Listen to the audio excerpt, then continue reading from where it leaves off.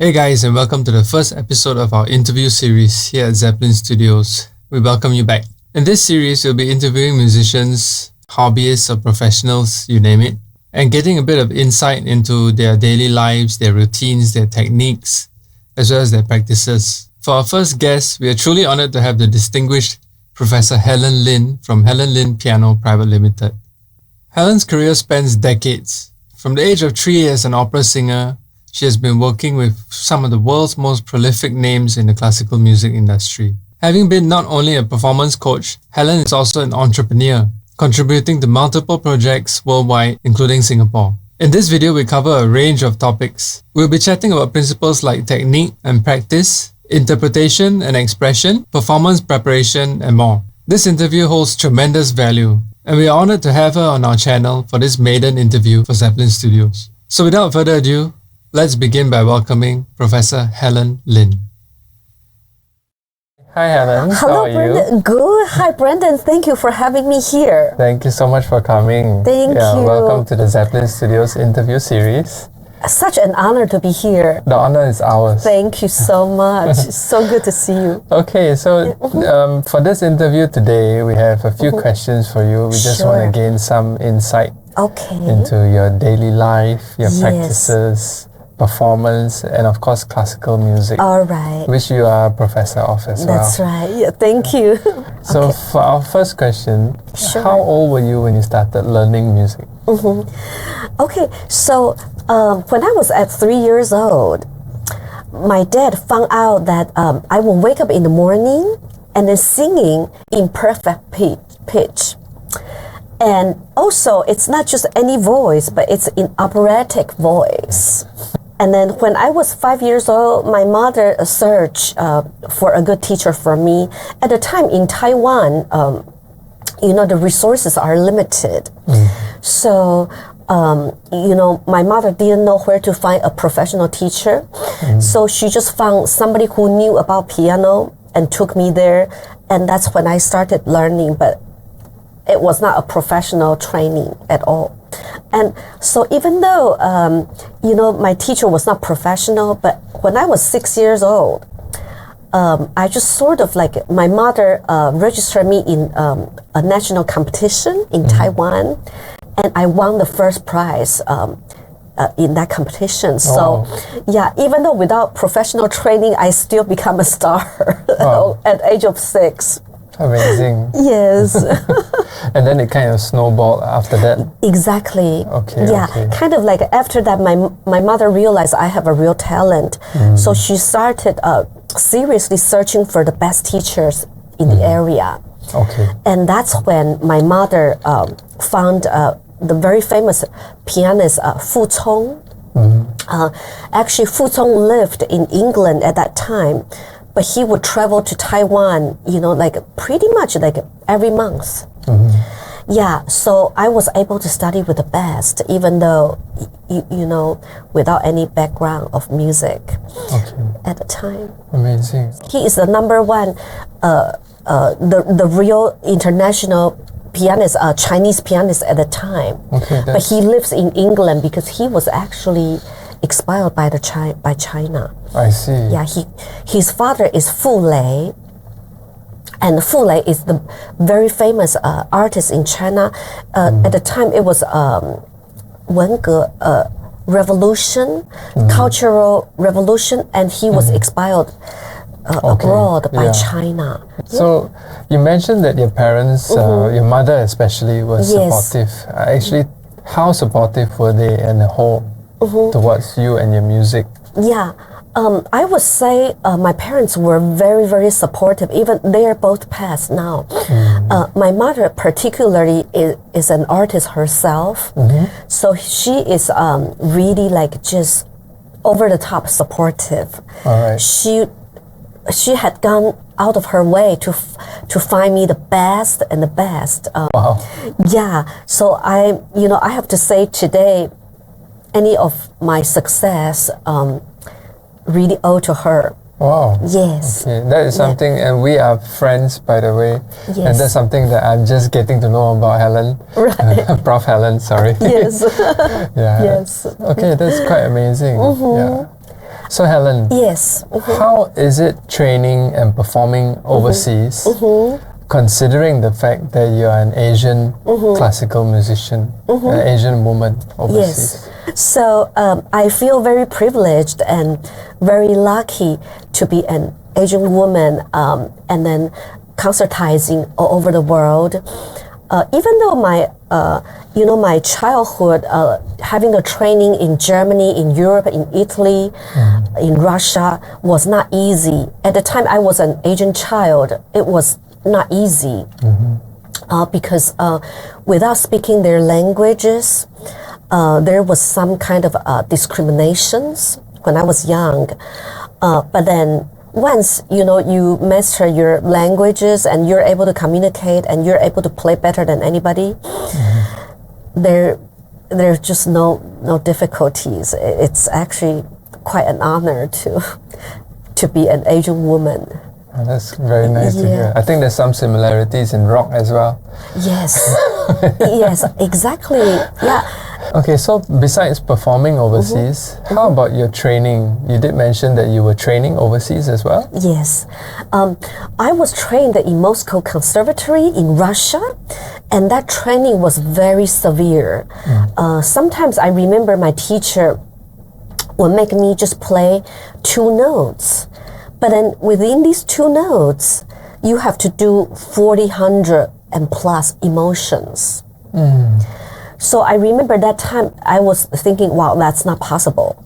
But because of this training, now I'm able to do any emotions on the spot when I perform. So actually I benefit from it a lot.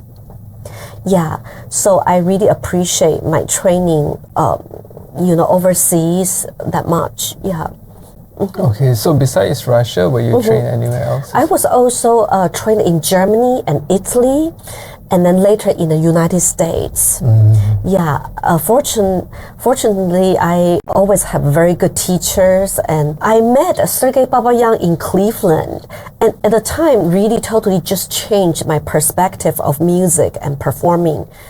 From that point on, I realized playing the piano has to be so completely natural. Anything unnatural will disturb you on the stage. So that was a turning point of my career, actually, and of my performing career.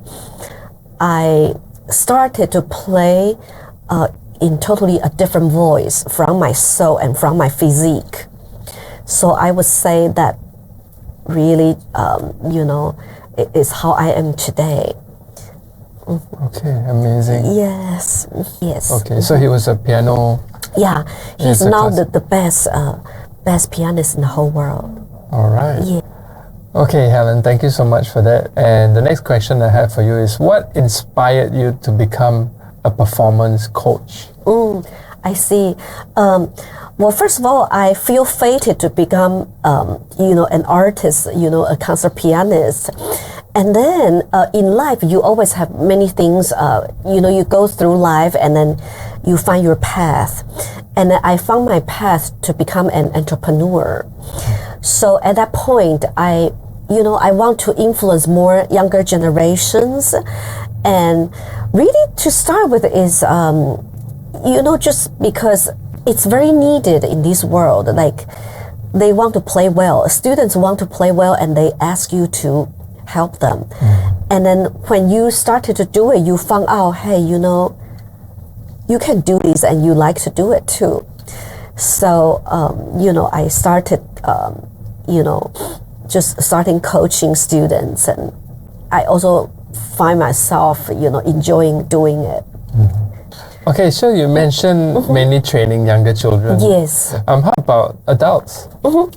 Well, actually, it's kind of no difference between children and adult. Okay. A lot of adults, actually, they didn't have chance to learn music when they were young, and so they started after they're married, and then maybe after they they have a career, and then they finally can support themselves, and they started learning. So it's about the same.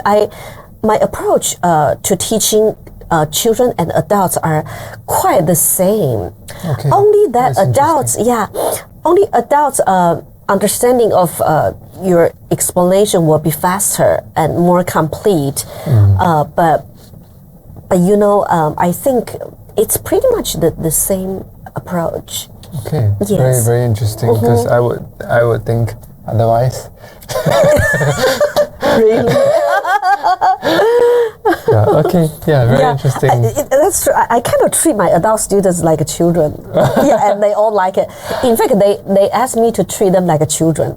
Okay. Yeah. Yeah, very nice. Yeah, I wouldn't expect that as well. Yeah. Okay, Helen, Yes. from such a long and expensive career Yes. that you have in classical music, is there any memory or funny story that you want to share throughout this career? One special one? Yes, I do have one funny story. I'm known as a hammer finger pianist.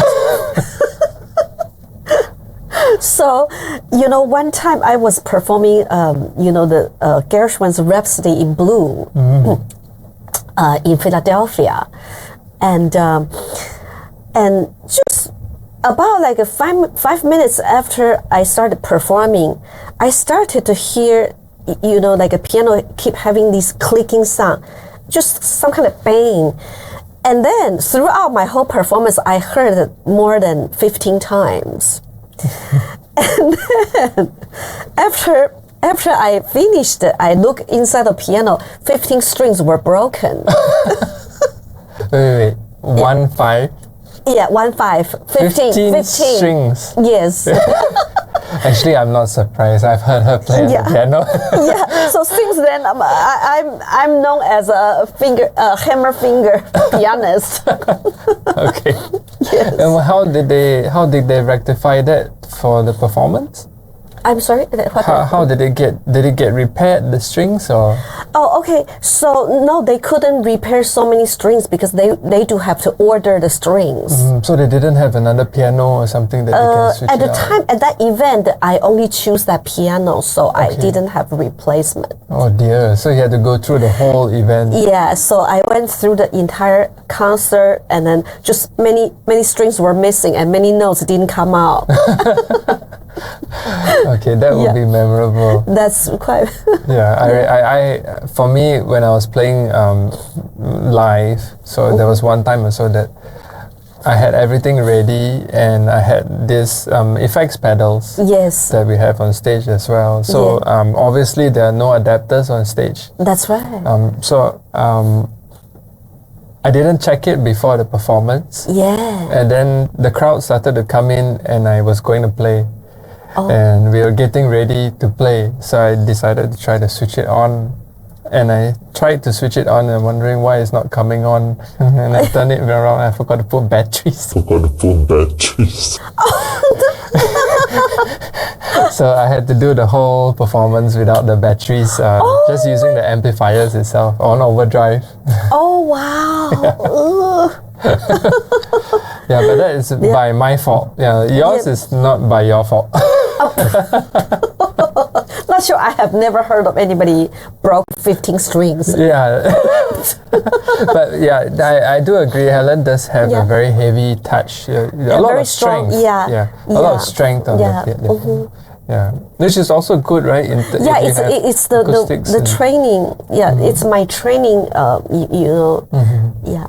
So if the acoustics in the place that you're performing, they will easily hear you, lah.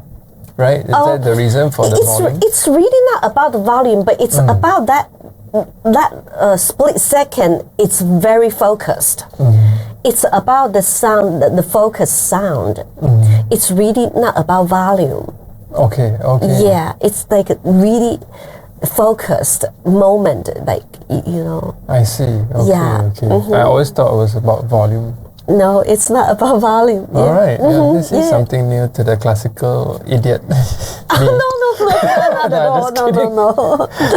Okay, Helen, thanks so much. Yeah. Yes. I would want to know, what are some of the technical problems that classical musicians face, and how do you overcome them if you have such? Well, as a pianist, I think I would like to explain or I would like to explain why I become a hammer finger pianist.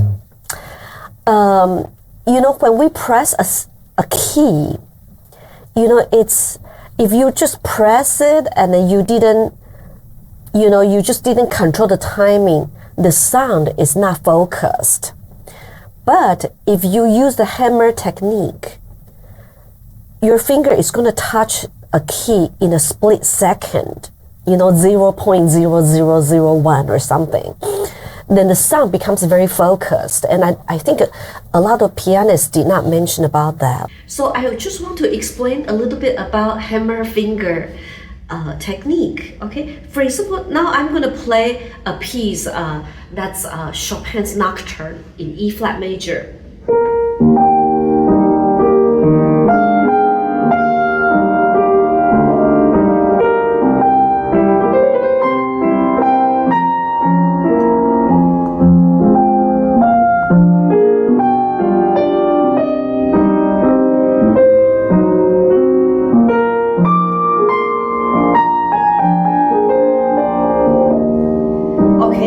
So now it looks like it's very smooth and I'm playing all the legato, but I'm using the hammer technique. And what's that? It's actually, it's these. See, you can see like it looks like I'm playing legato, but I'm actually using the hammer finger. You see, this is split second, it's very focused sound. But if I do not use this technique, this timing is not exact. I'm gonna play a normal one. Most people do this way to that you compare.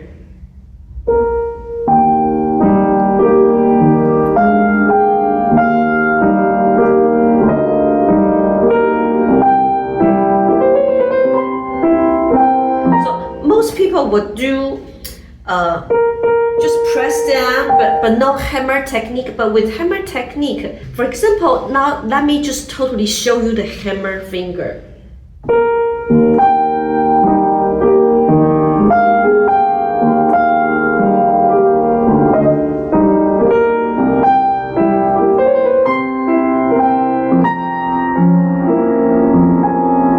Okay, now I did not hide the hammer finger, but now I'm gonna hide it but still use it and see the difference.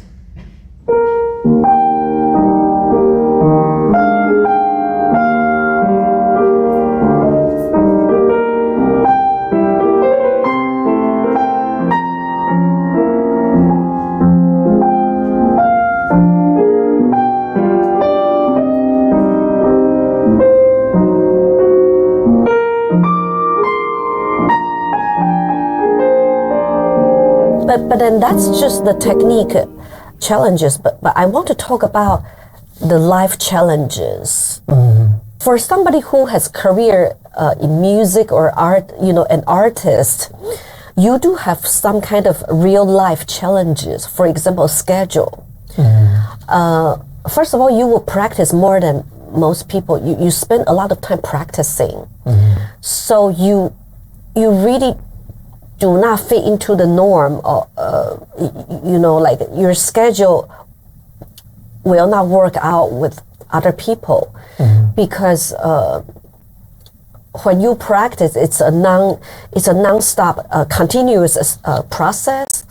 So, for example, your dinner time, you cannot just cut off your practice and then go to dinner and then come back and still have the same freshness of your mindset, or if you come up with creative ideas, you have to immediately record it or write it down or practice it.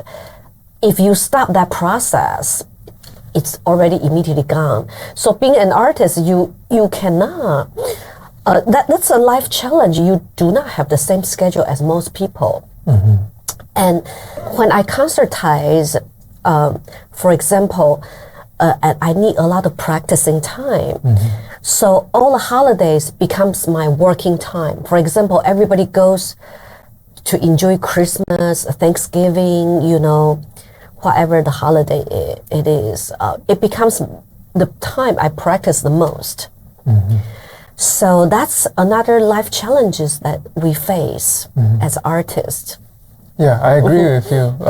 When you mentioned earlier that the whole thing about when you're in the zone already, whether you're practicing or you're coming up with creative ideas, I go through that as well. Exactly. Yeah, because I write my own originals as well. So exactly. You really do not have the capability of breaking to eat. Exactly. Or even the toilet.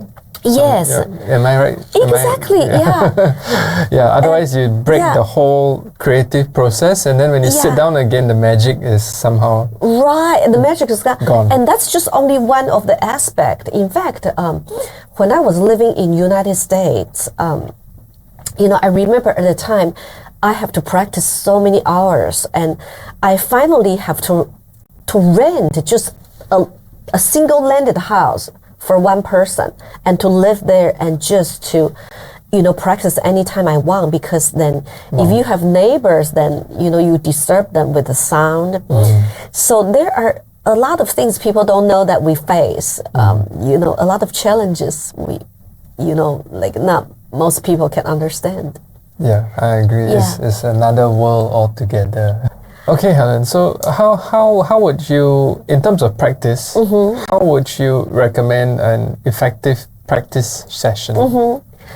Well, I think every day you need to come into an habit of having effective practice, because that way you do not need to waste a lot of time, and in fact that way you do not need to practice like for a long hours.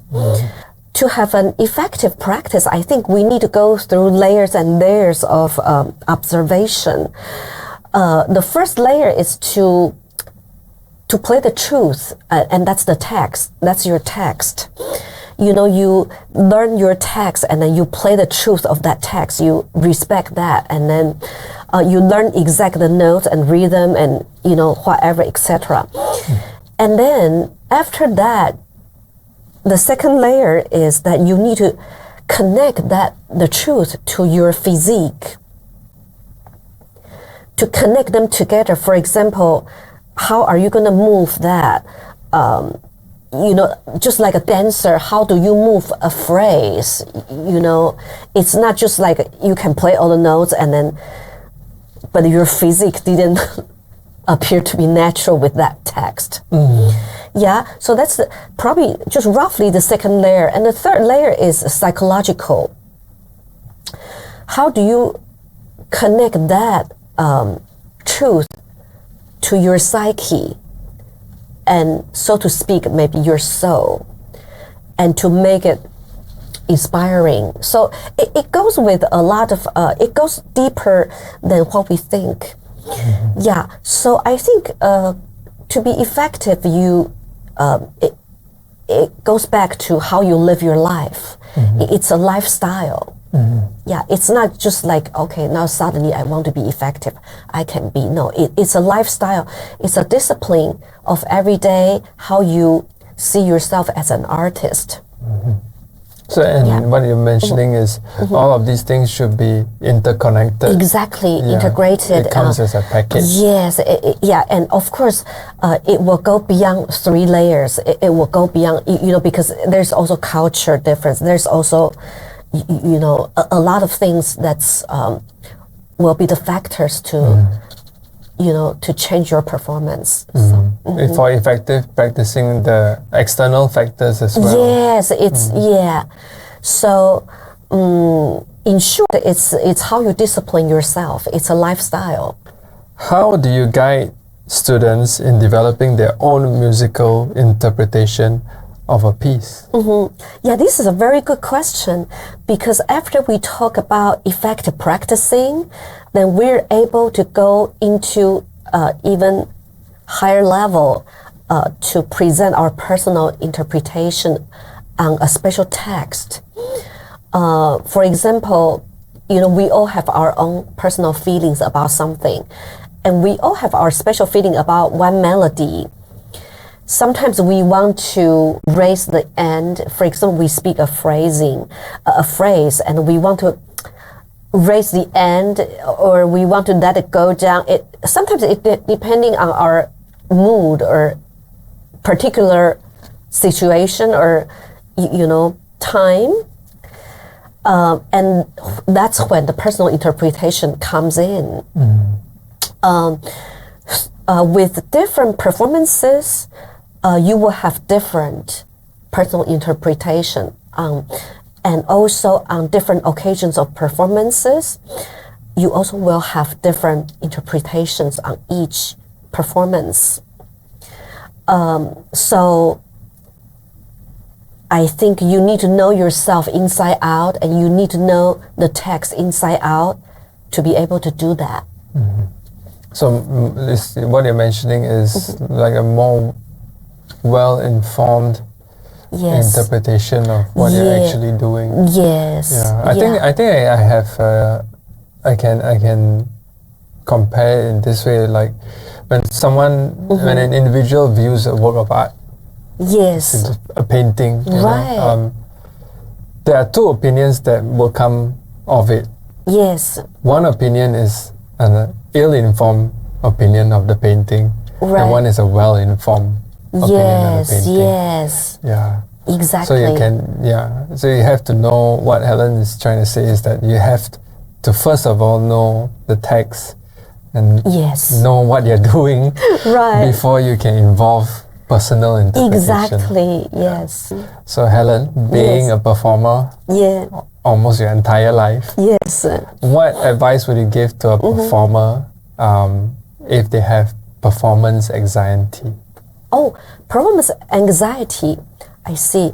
Yeah, it's actually quite common, and honestly, everybody has performance anxiety. I think in the beginning, I think the best way is to perform a lot, to keep practicing performance. When you keep, performing in front of people, even though sometimes just one person, that will strengthen your ability to control your anxiety. I remember when I was a student, I always ask a friend to sit in my practicing room and then just sit there, and that's enough to make me more nervous than just being there by myself. So I think I started that way, and then eventually when you perform so much on the stage, you're just more worried about other things. For example,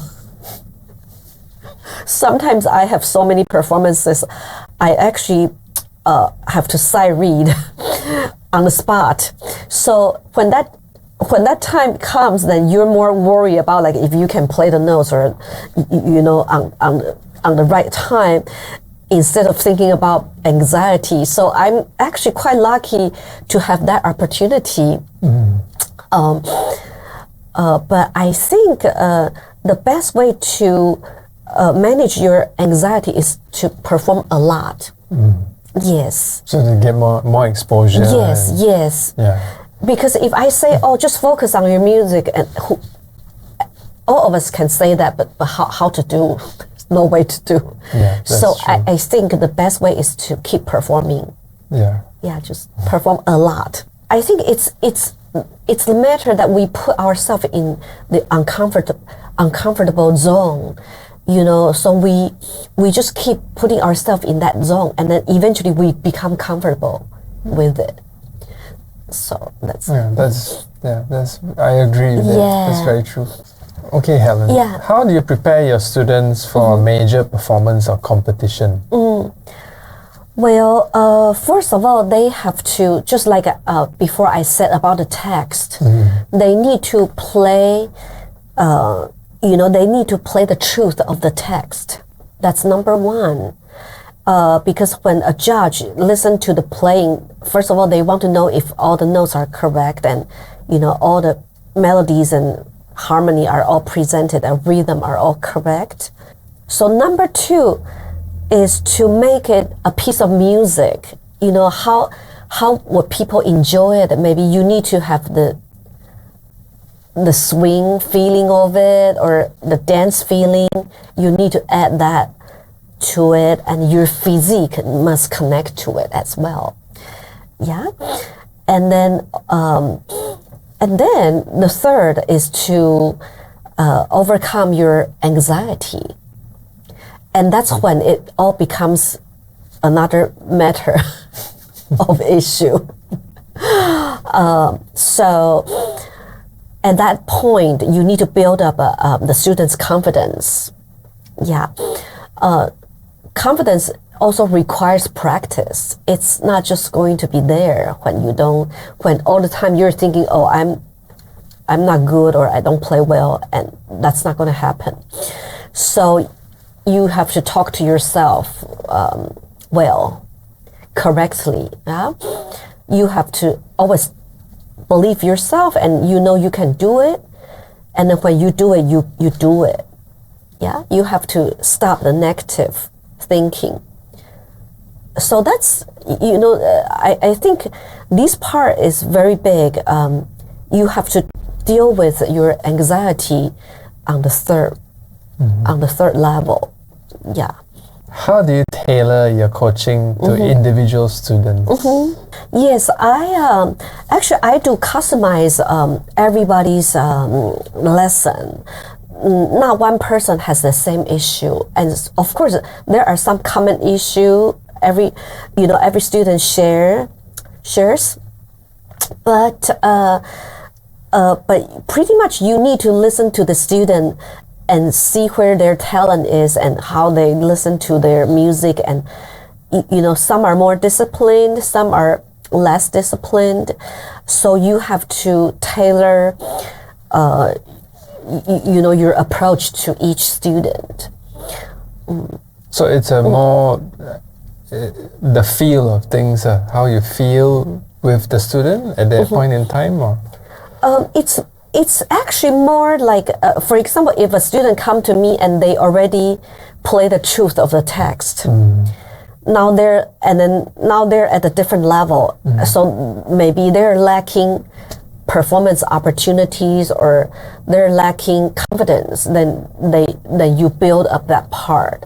Or maybe they're lacking the personal interpretation of the text, then you add on that part.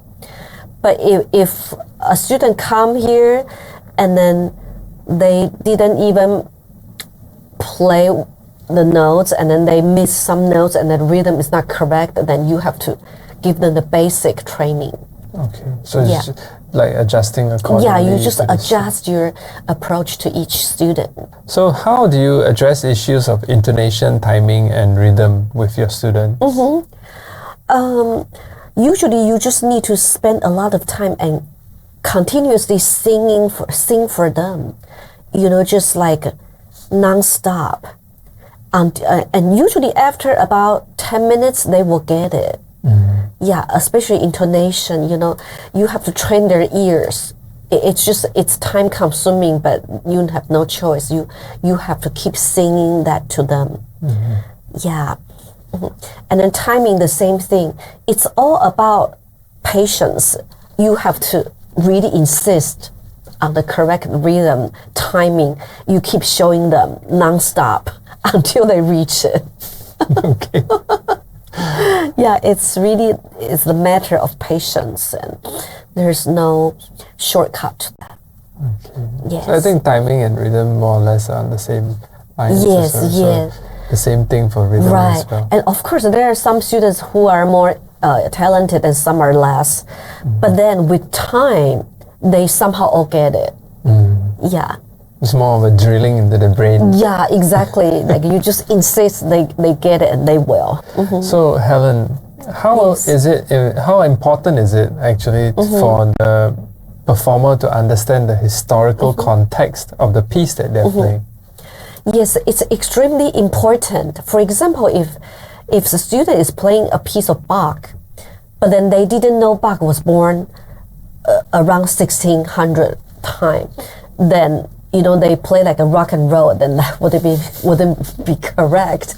So you will have to bring them back to 1600 and let them hearing maybe Gregorian chant or fugue, those kind of counterpoint. Or if a student is playing Debussy, and that's French Impressionism, you will have to show them maybe the painting at the time to let them realize, wow, the way the sound moving is like water. So it's extremely important to know the historical background of the music that they're performing.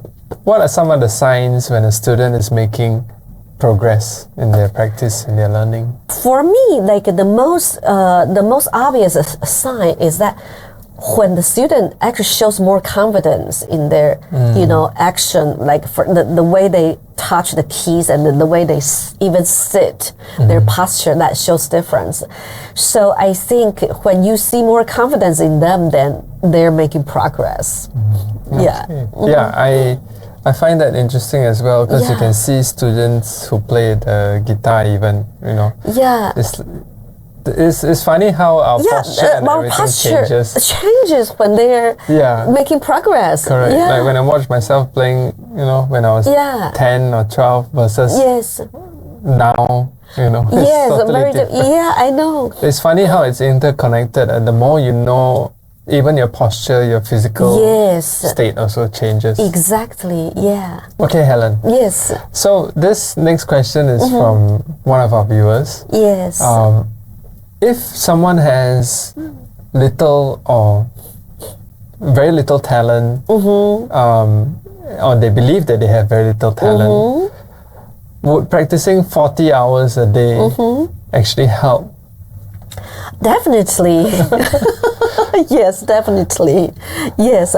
I think when you practice, you become talented. So I do believe that it will help. Oh, that's interesting. You mentioned when you practice, you become talented. Yes.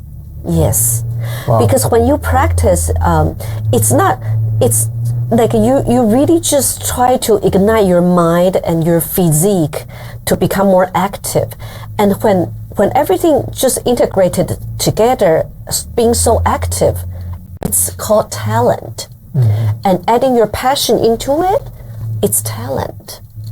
Yeah, I agree with that. I think very, very, very true. Right? Yeah, I believe that there's a paper that was done, and I don't know if I might able to reference it in this video.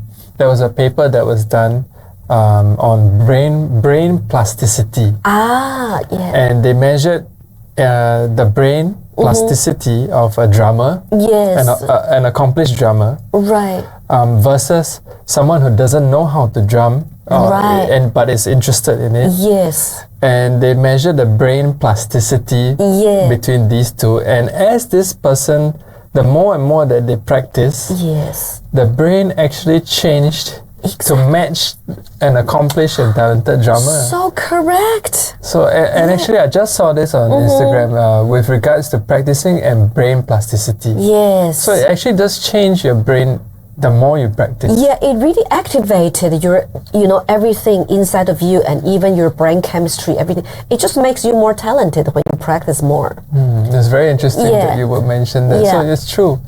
Practice 40 hours a day. Practice 40 hours a day. Yes. Okay, Helen. Okay, Brandon. What advice would you have for aspiring musicians in this musical landscape we have today? Not just for classical, but maybe for all genres, music in general. Yes.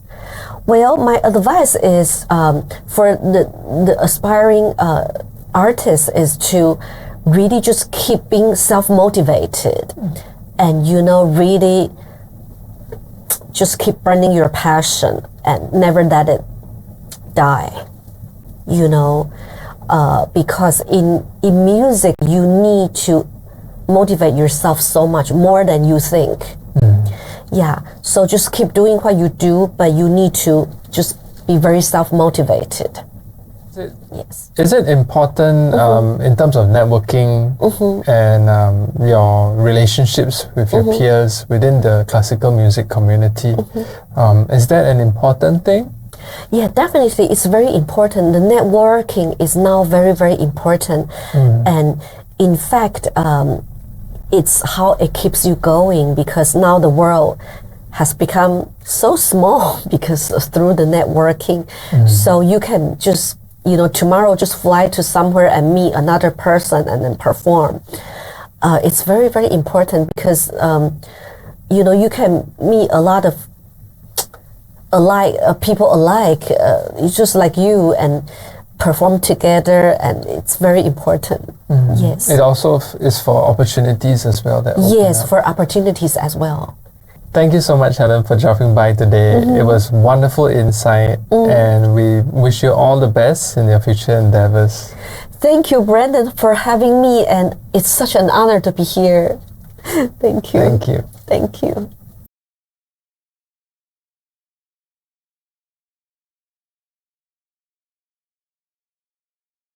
So you mentioned young children. How about older? How about more adults. Adults. Adult. I forgot the name for adults. Yeah. So you mentioned younger children. Yes. How about adults? Yes. Sorry. Yeah, it's just. It's so funny the way you say adult. I hate adults. I know. Okay, so thank you so much, Helen. Thank you so much for having. Okay, cut. Because of what you mentioned in the whole interview and all the questions. Sorry, I'm going off until I don't know what. Okay, try again. Okay, try again. Cut.